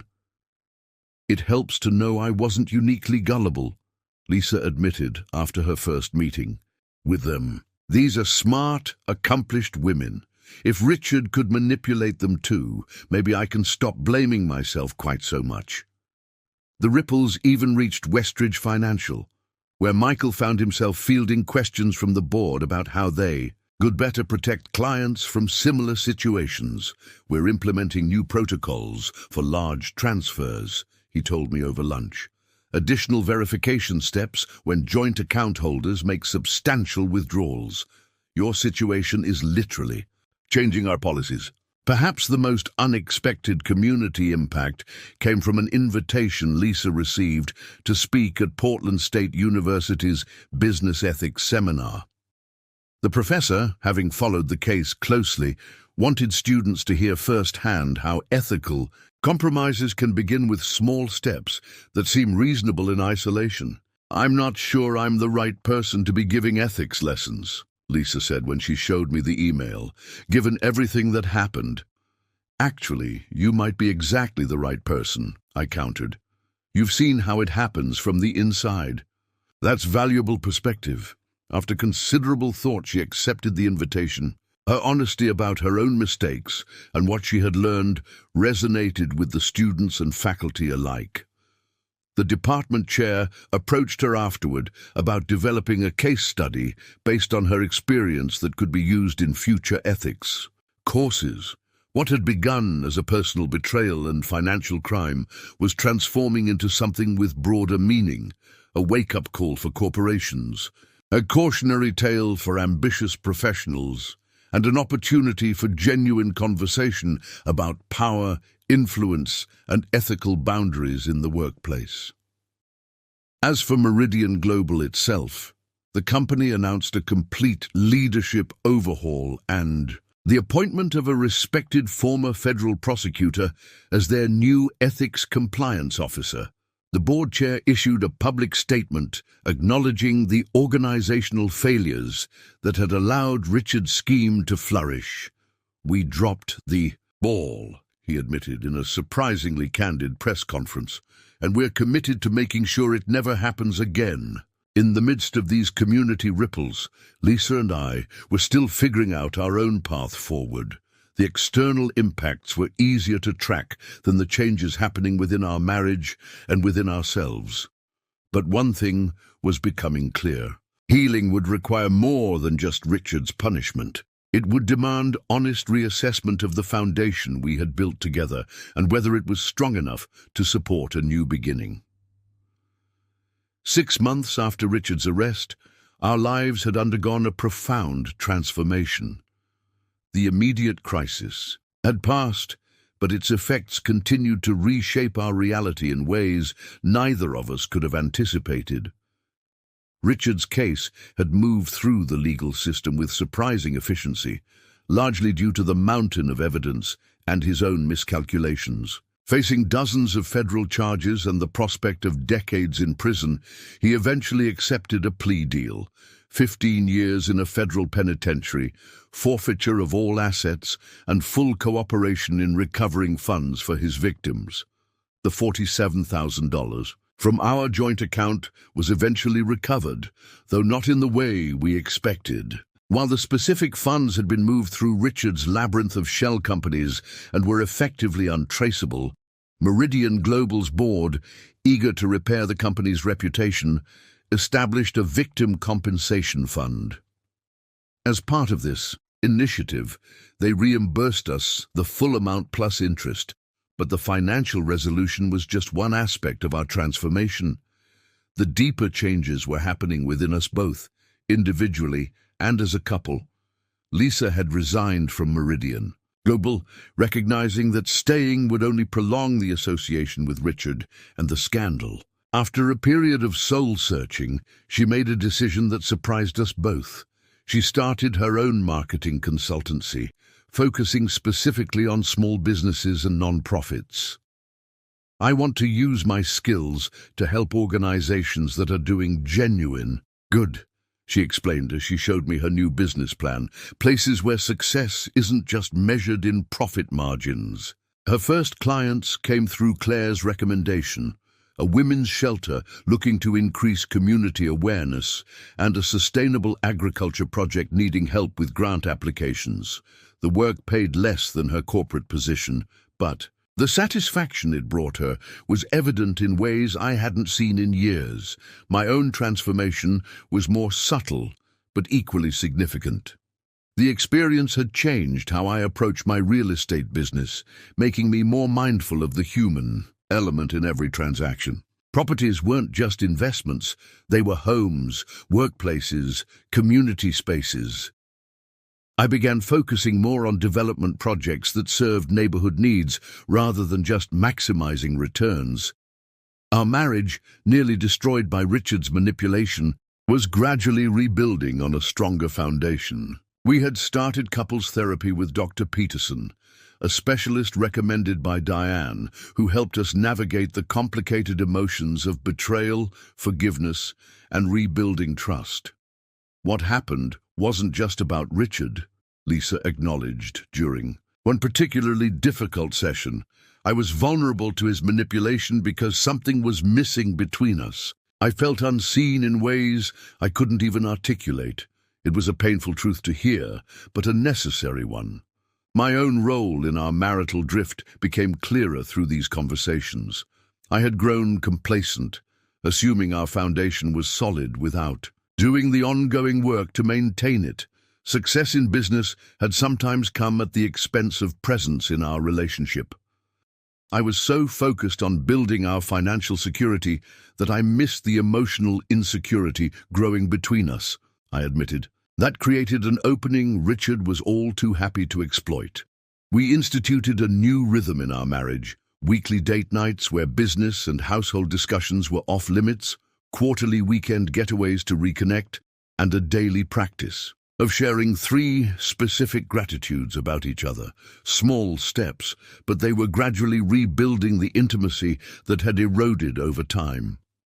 The house fund that Richard had nearly destroyed was now being directed toward a different purpose. Instead of the lakeside property we had originally planned, we decided to renovate our existing home, transforming it physically as we were transforming emotionally, creating a space that reflected our new priorities and shared vision. One of the most significant markers of our transformation came on a rainy Sunday afternoon, about 8 months after Richard's arrest. Lisa and I were sorting through old photos and memorabilia as part of our home renovation when she suddenly went quiet, holding a picture from our 3rd anniversary trip to Hawaii. "I almost threw all this away," she said softly. "Not just the money or my career, us, everything we've built together, all because I was chasing some distorted version of success that Richard dangled in front of me." I moved beside her on the couch, looking at our younger, smiling faces in the photograph. We both got caught up in different versions of success that pulled us apart instead of bringing us together. She leaned against my shoulder, a gesture of trust that had been gradually returning over the months. "I'm still sorry about the money, you know, about betraying your trust like that." "The money was never the real issue," I told her truthfully. "It was what it represented, decisions made separately instead of together. A foundation that had developed cracks we weren't addressing."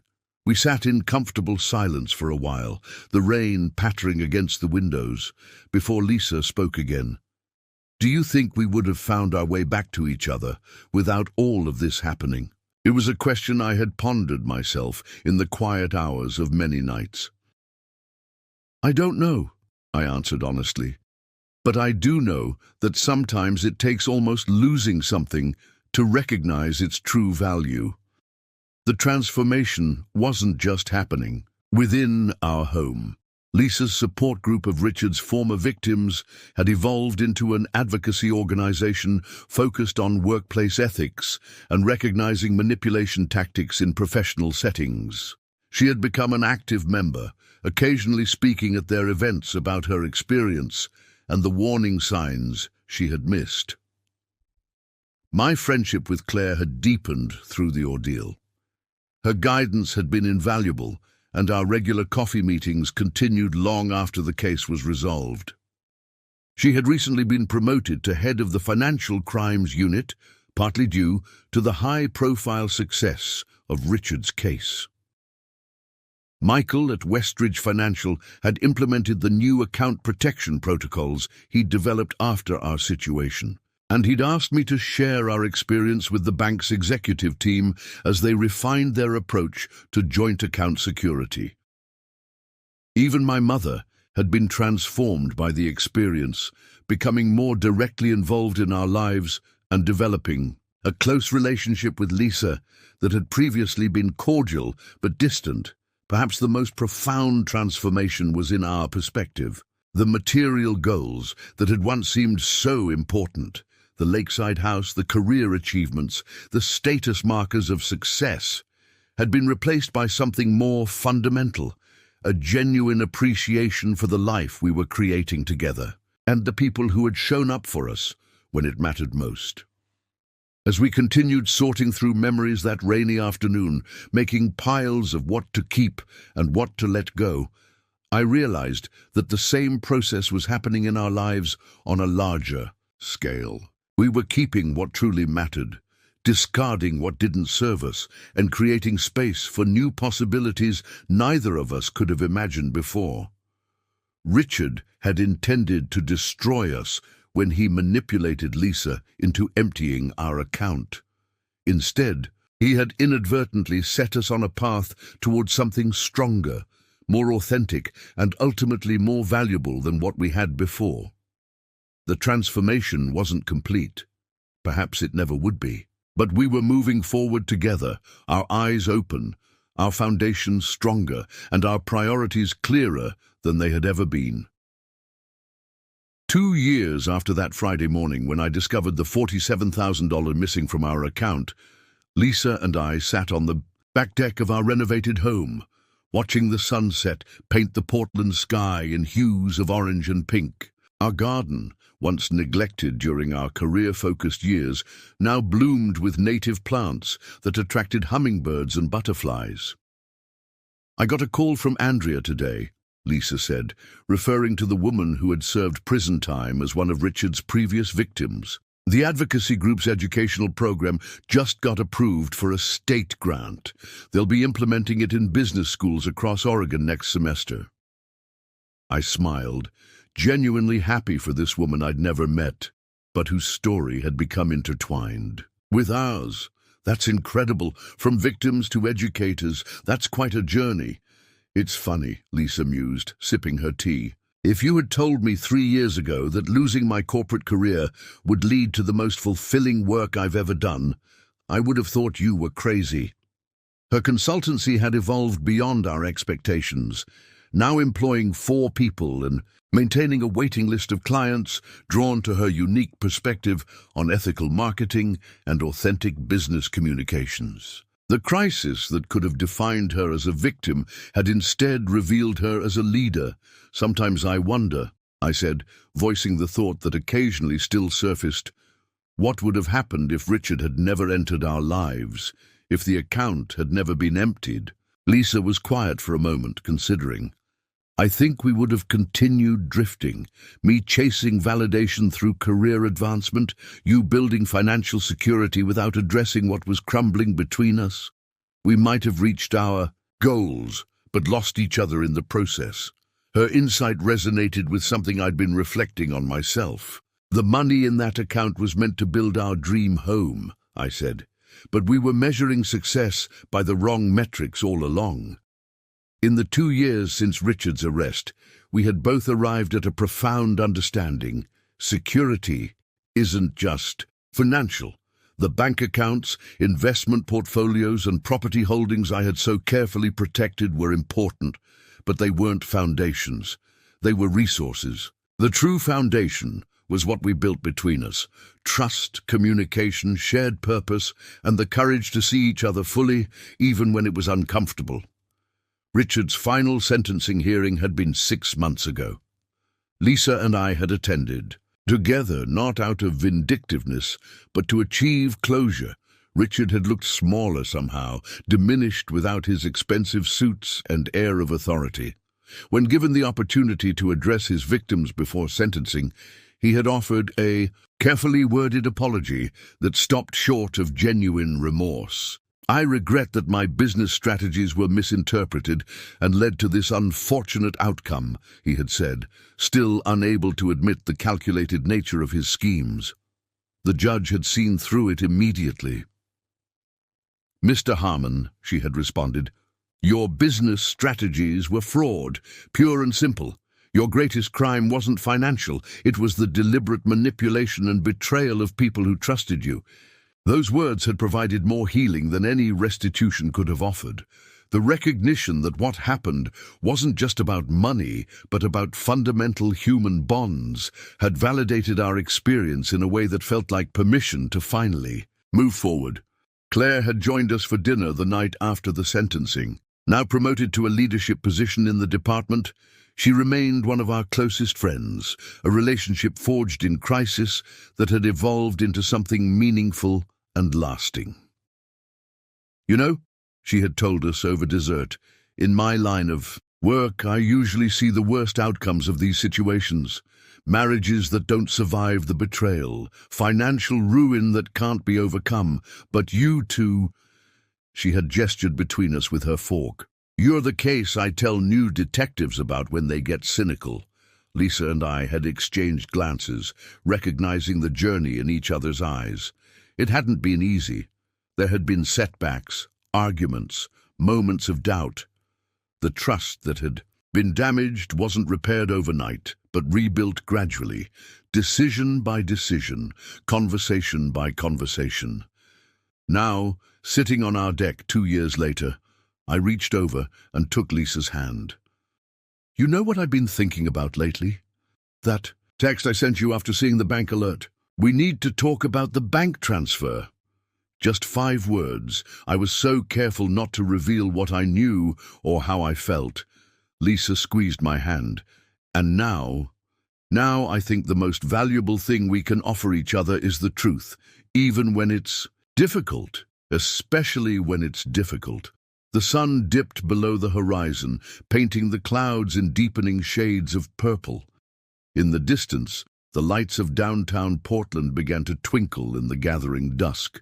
"I was so concerned with protecting our assets," I continued, "that I created separate accounts, legal safeguards, financial firewalls, and those things helped when the crisis came, but they were never going to be enough on their own." Lisa nodded. "Because banks can protect money, but they can't protect what really matters." "Exactly. The most important things can't be deposited in any account." As darkness settled around us, I reflected on the question that had haunted me during those early days of discovery. Whose bank was it? The answer had evolved over time. It wasn't Westridge Financial, where Michael had helped me monitor suspicious activity. It wasn't my bank or Lisa's bank, despite the legal protections I had put in place. The bank that truly mattered was the reservoir of trust, honesty, and commitment we built together. That was the account Richard had nearly emptied, not through the $47,000 transfer, but through months of manipulation and division. And that was the account Lisa and I had been steadily refilling, day by day, choice by choice. "I think about that bank alert sometimes," Lisa said softly, as if reading my thoughts. "How something so small, a notification on a phone, could reveal something so big. It wasn't really about the money at all, was it?" "No," I agreed. "It was about what we value and who we trust, about the difference between what looks valuable and what actually is." A gentle evening breeze rustled through the garden, carrying the scent of jasmine. From inside came the sound of the oven timer, dinner nearly ready in the kitchen we had redesigned together, part of the home renovation that had become a metaphor for our marriage, keeping the sturdy foundation while reimagining the spaces where we lived our daily lives. "You know," Lisa said as we stood to head inside, "Richard thought he knew exactly what we valued, what I valued. He thought he could offer me status, advancement, validation, and I'd sacrifice everything else for it." "His biggest mistake," I replied, "was thinking he understood what we were protecting." Richard had seen our bank account as just money to be taken. He hadn't recognized that what we were truly safeguarding, what I had been preparing to defend, all along, wasn't in any financial institution. It was right here, in the trust we rebuilt, the honesty we reclaimed, and the resilience we discovered together. The $47,000 had been returned long ago, but the real wealth we had recovered was something no bank could hold and no thief could steal. The understanding that true security comes not from what we have, but from who we choose to be, for ourselves and for each other. As we walked hand in hand into our home, I realized the most profound insight of all. Sometimes what appears to be a devastating loss can reveal what we truly cannot afford to lose. And in that revelation lies the opportunity to protect what matters most, not with walls and barriers, but with courage, honesty, and the willingness to see clearly what we value and why. Richard had emptied our bank account, but in doing so, he had inadvertently led us to a far greater treasure, the truth about ourselves, our marriage, and what actually constitutes wealth in a life well lived. Up next, you've got 2 more standout stories right on your screen. If this one hit the mark, you won't want to pass these up. Just click and check them out. And don't forget to subscribe and turn on the notification bell so you don't miss any upload from us.